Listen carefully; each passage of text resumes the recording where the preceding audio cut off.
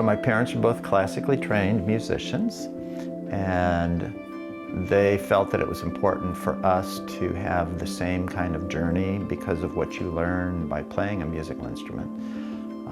So my mother taught us piano at age 5 or 6, and then we were told to choose an instrument at 4th grade because that's when the school had you begin a classical instrument. So I chose cello. You were given something that you couldn't do. You were given a tough piece, or what was tough at the time, and within 2 weeks, if you worked on it, you mastered that piece, and then you'd be given something a little harder, and you'd work on it, and you'd be able to do well. You could master it.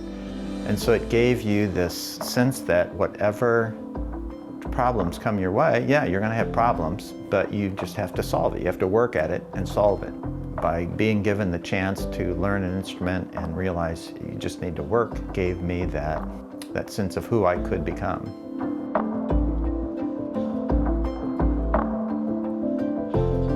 Graduated from school. I was married about a year after graduation. My wife and I moved to an unincorporated part of Lombard. The first thing I thought I wanted to do was build a glass furnace.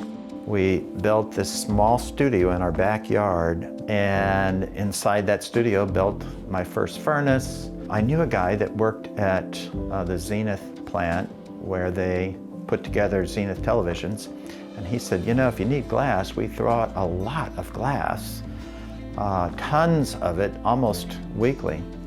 And so I tried using the front panel, which was maybe 2 feet across, which was a 1/2 inch thick. I broke that up and put it in the furnace, and it worked wonderfully. I ended up using that glass as my base glass for 15 years. The middle furnace is kept on at all times. It runs 24/7. It's kept at just under 2,000 degrees. It depends on what I'm making. If I'm going to be blowing thin things or goblets, then I would crank it up a little bit.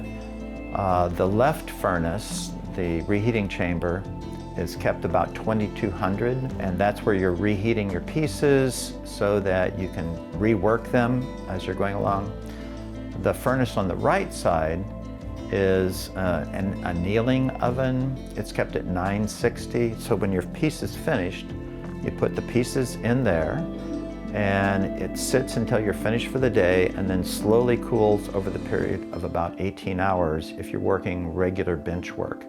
Now, if I'm casting, the annealing process goes longer because you're thicker pieces, so the largest pieces that I do, the cast faces, for example, have to cool for 4 days, which is quite a lengthy process.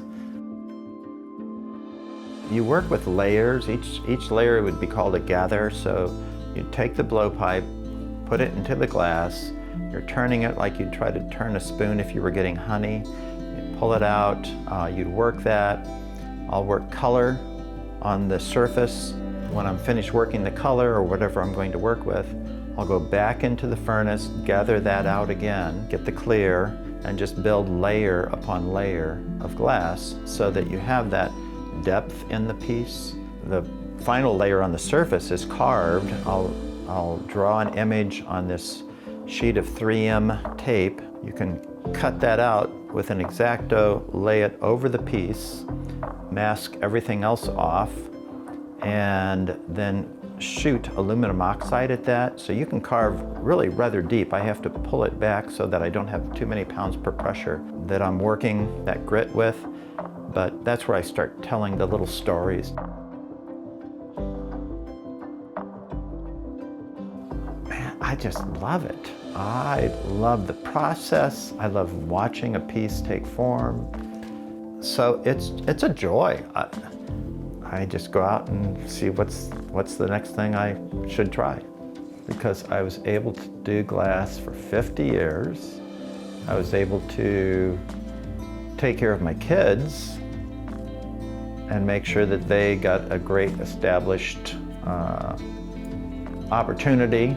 I was able to do well enough that the family could be supported and that the glass could continue. And I hope to be able to continue doing it for quite some time.